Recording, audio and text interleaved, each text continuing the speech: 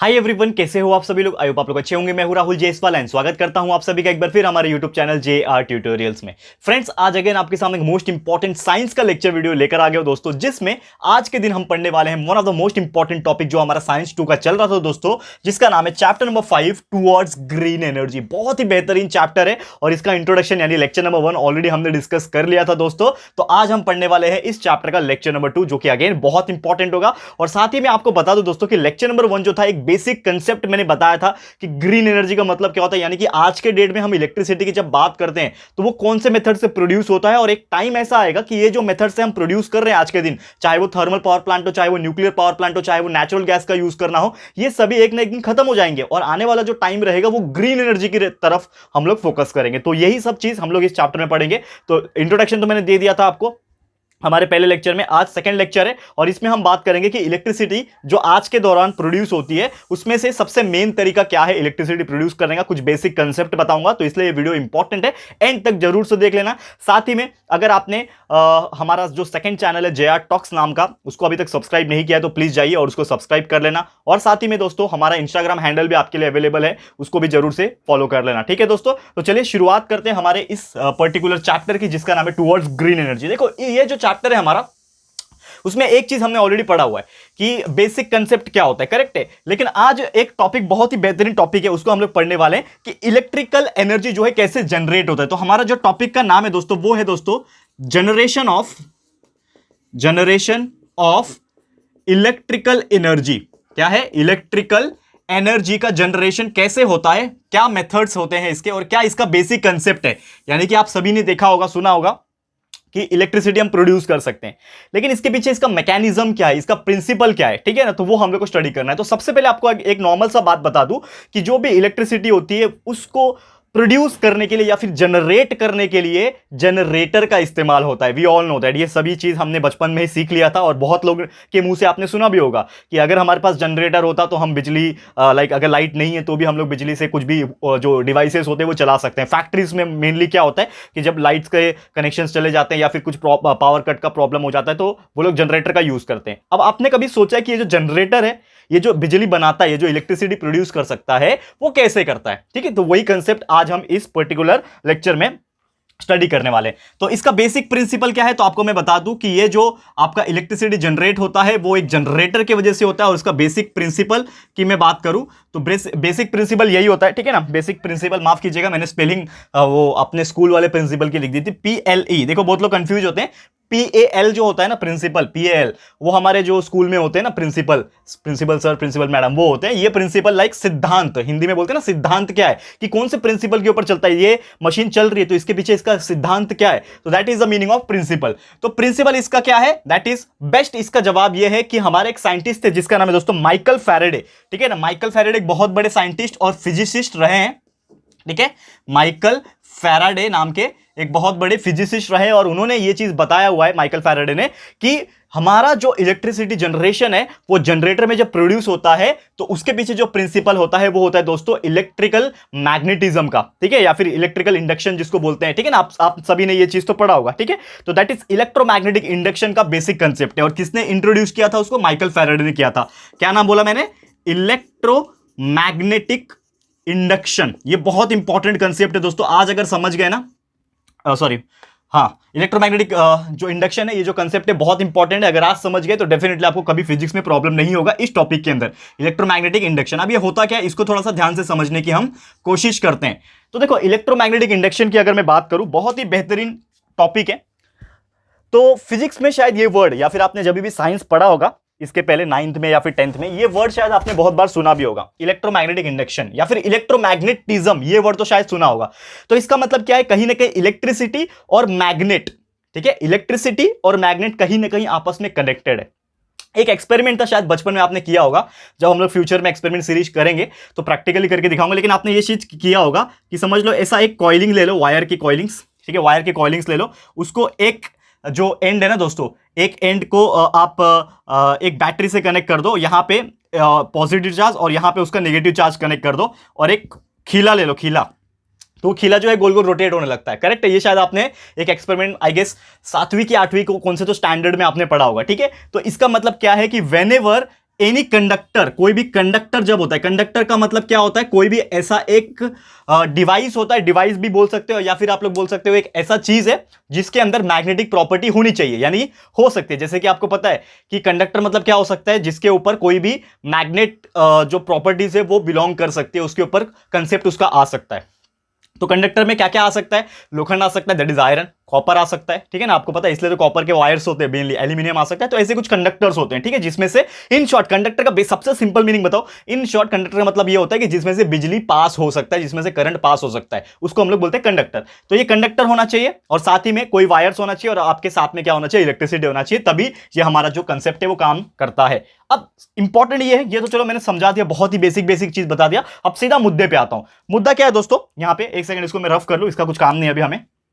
मुद्दा यह है कि आपको अभी मैंने बोला कि हमारा जो जनरेटर है, जो इलेक्ट्रिसिटी बनाता है, इलेक्ट्रिसिटी को प्रोड्यूस करता है, वो कौन से प्रॉपर्टी से करता है, इलेक्ट्रोमैग्नेटिक कंडक्शन, इलेक्ट्रोमैग्नेटिक इंडक्शन के थ्रू करता है, ठीक है। और इसके प्रिंसिपल के हिसाब से अगर मैं बात करूं कि जब भी कोई मैग्नेटिक फील्ड, जब भी कोई मैग्नेटिक फील्ड कोई भी कंडक्टर के अक्रॉस आता है, देखो ध्यान से सुनना, मैं आपको पूरा ये डेमो करके दिखाऊंगा। मैग्नेटिक फील्ड, जब कोई भी मैग्नेटिक फील्ड कंडक्टर के अक्रॉस में आता है तो वो क्या हो जाता है, चेंज हो जाता है, उसका जो प्रॉपर्टी होता है वो क्या हो जाता है दोस्तों, चेंज हो जाता है। तो उसके वजह से क्या होता है, एक पोटेंशियल डिफरेंस क्रिएट होता है, एक पोटेंशियल डिफरेंस जो होता है दोस्तों वो क्या होता है, क्रिएट होता है, पोटेंशियल डिफरेंस क्रिएट, ठीक है। अब पोटेंशियल डिफरेंस क्रिएट होता है, इसका मतलब क्या है, सबको पता है, मैंने आपको 9th में एक्सप्लेन किया हुआ है, अगर आपने 9th स्टैंडर्ड ठीक से पढ़ा है तो आपको याद आ रहा होगा कि potential difference is nothing but voltage. और अगर वोल्टेज क्रिएट हो गया, इसका मतलब क्या क्रिएट हो रहा है दोस्तों, इलेक्ट्रिसिटी जो है वो क्रिएट हो रहा है, ठीक है। अब ये तो मैंने जो बताया ये एक फ्लो चार्ट के माध्यम से बताया। अब मैं आता हूं असली हमारा वर्ड टू वर्ड एक्सप्लेनेशन पे, यानी माउथ टू माउथ एक्सप्लेनेशन, जो हमेशा जो मैं करता हूं दोस्तों, उस पे आता हूं, ठीक है। थोड़ा सा ध्यान लगा के आप लोग जब देखोगे तो आपको समझ में आ जाएगा, ठीक है। चलो बात कर लेते हैं। तो हमारा ये जो वोल्टेज जैसे में ना प्रोड्यूस हो रहा है, यानी कि चलो आपको इन शॉर्ट पता चल गया कि जनरेटर है, जनरेटर के अंदर क्या होना चाहिए, दो चीज प्रेजेंट होने चाहिए, इलेक्ट्रोमैग्नेटिक इंडक्शन होने चाहिए और उसके वजह से हमारा बिजली प्रोड्यूस होता है। लेकिन एग्जैक्टली कैसे प्रोड्यूस हो रहा है, तो अकॉर्डिंग टू दिस डेफिनेशन क्या बोला है कि मैग्नेटिक फील्ड कंडक्टर के अक्रॉस में जब चेंज होता है, यानी कि हमको क्या चाहिए, एक कंडक्टर चाहिए जो कि बिजली को पास कर सके अपने अंदर से, और साथ में क्या चाहिए, एक मैग्नेट चाहिए, ठीक है। तो जब ये कंडक्टर और ये जो मैग्नेट आपस में जब प्रेजेंट रहते हैं, ठीक है ना, इन शॉर्ट अगर डायग्राम के थ्रू ड्रॉ करने की कोशिश करो, समझ लो एक रॉड है, ये कंडक्टर है और इसके आसपास क्या है, मैग्नेट्स है, इसके आसपास क्या है, मैग्नेट्स है। तो जब भी कोई कंडक्टर, देखो ये वर्ड ध्यान से सुनना, ये अगर आपने समझ लिया तो आपको हर चीज क्लियर हो जाएगा। तो जब भी कोई कंडक्टर, समझ लो ये मेरा कंडक्टर है, ये मेरा कोई कंडक्टर है, तो जब भी कोई कंडक्टर के आसपास मैग्नेट जब घूमता है, ये कंडक्टर देखो आपके सामने करके दिखाता हूं, ये कंडक्टर है, ठीक है ना, कंडक्टर के आसपास अगर कोई मैग्नेट जब घूमता है तो क्या प्रोड्यूस होता है, पोटेंशियल डिफरेंस प्रोड्यूस होता है। And we all know that कि पोटेंशियल डिफरेंस क्या होता है, वोल्टेज होता है। दिमाग में डालो ये चीज, दो कंडीशन बता रहा हूं, दो कंडीशन बता रहा हूं। पहला कंडीशन ये है कि जो आपका कंडक्टर होता है वो रुका हुआ है, कंडीशन जो कंडक्टर है आपका वो स्टेशनरी है, स्टेशनरी मतलब रुका हुआ है, किसी चीज ने उसको पकड़ के रखा हुआ है, चलो मैंने हाथ से पकड़ के रखा है, तो कंडक्टर मेरा रुका हुआ है और उसके अक्रॉस में जो मेरा मैग्नेट है, समझ लो ये मेरा मैग्नेट है, ये मैग्नेट क्या कर रहा हूं मैं, घुमा रहा हूं, ठीक है। तो जब ये मैग्नेट रोटेट हो रहा है तो इसके अक्रॉस में पोटेंशियल डिफरेंस क्रिएट होगा, यानी वोल्टेज क्रिएट होगा और वही आपका सप्लाई हो जाएगा इलेक्ट्रिसिटी के माध्यम से। ये पहला कंडीशन है। दूसरा कंडीशन ये हो सकता है कि आपका समझ लो ये मैग्नेट है, अब आपका ये मैग्नेट है और मैग्नेट के अक्रॉस में आपका कंडक्टर घूम रहा है, यानी दोनों कंडीशन है, या तो आपका कंडक्टर रुका हो सकता है या तो आपका जो मैग्नेट है वो रुका हो सकता है। तो दोनों ही कंडीशन में जब एक रुका हुआ है और दूसरा रोटेट कर रहा है उसके अक्रॉस में, तो दोनों ही कंडीशन में आपका जो पोटेंशियल डिफरेंस है वो क्रिएट होता है और इसी के वजह से हमारा जो इलेक्ट्रिकल जनरेटर है, जनरेटर जो होता है ना इलेक्ट्रिकल जनरेटर, वो क्या करता है, बिजली को प्रोड्यूस करता है, यानी इलेक्ट्रिसिटी को प्रोड्यूस करता है। और यही है पूरा का पूरा कंसेप्ट, इलेक्ट्रिकल एनर्जी को प्रोड्यूस करने का with the help of generator. Clear है, समझ में आ रहा है दोस्तों? ओके, थोड़ा सा और आगे बढ़ेंगे और इसको और थोड़ा सा डीप में लेके जाएंगे, ठीक है, समझ में आ रहा है? ओके, बस बने रहो हमारे साथ, हर चीज आपको यहां पे क्लियर करके हम देने वाले। ओके चलो इसको रफ कर लेते हैं फटाफट से। ये आपको समझ में आ गया, पूरी उम्मीद करता हूं कि जो भी हमारा इलेक्ट्रिकल एनर्जी कैसे प्रोड्यूस होता है, ठीक है, ये आपको समझ में आ गया होगा। तो चलिए थोड़ा सा ध्यान लगा के आप देखो बस।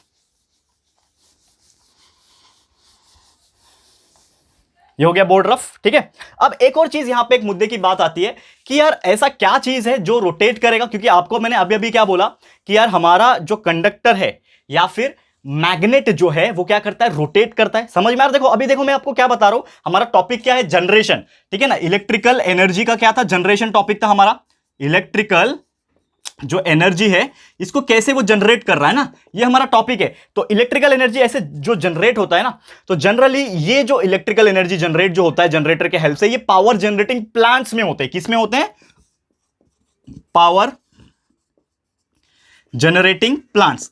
अब ये पावर जनरेटिंग प्लांट्स क्या हो सकते हैं, जैसे मैंने आपको याद होगा कि मैंने स्टार्ट में आपको बताया था, there are so many plants जो आज के डेट में बिजली को बनाते हैं। यानी कि एक होता है आपका थर्मल पावर प्लांट, ठीक है, दूसरा होता है आपका न्यूक्लियर पावर प्लांट, और तीसरा होता है आपका नेचुरल गैस वाला पावर प्लांट, ठीक है ना, नेचुरल गैस वाला पावर प्लांट। अब नॉर्मल सी बात यह है कि जब भी कोई पावर जनरेटिंग प्लांट होगा, लेट्स सपोज, इसको अभी तीनों को पहले इग्नोर करो, लेट्स सपोज कोई भी पावर जनरेटिंग प्लांट है, तो उसमें हम क्या यूज कर रहे हैं, जनरेटर यूज कर रहे हैं। और जनरेटर में क्या होना चाहिए, एक कंडक्टर होना चाहिए और मैग्नेट्स होने चाहिए। तो जब भी कोई कंडक्टर के अक्रॉस में मैग्नेट रोटेट करेगा, या फिर कोई भी मैग्नेट के अक्रॉस में जब कंडक्टर रोटेट करेगा, तो क्या प्रोड्यूस होता है, पोटेंशियल डिफरेंस प्रोड्यूस होता है। इन शॉर्ट जो है वो क्या होता है दोस्तों, एनर्जी को, इलेक्ट्रिसिटी को प्रोड्यूस करता है। लेकिन मेरा सवाल आप लोग से ये है कि जो चीज मैंने बोला कि कंडक्टर है, ये कंडक्टर है, इसके अक्रॉस में मैग्नेट जो है वो रोटेट हो रहा है, रोटेट कौन करवा रहा है उसको, सबसे बड़ा सवाल यही है कि जो रोटेशन इफेक्ट जो आ रहा है उसको कौन रोटेट कर रहा है। हम लोग हाथ से घुमा रहे हैं क्या, जैसे जनरेटर है, चलो हमारे घर में जनरेटर है फिलहाल के तौर पे, मान लेते हैं कोई बड़ी कंपनी है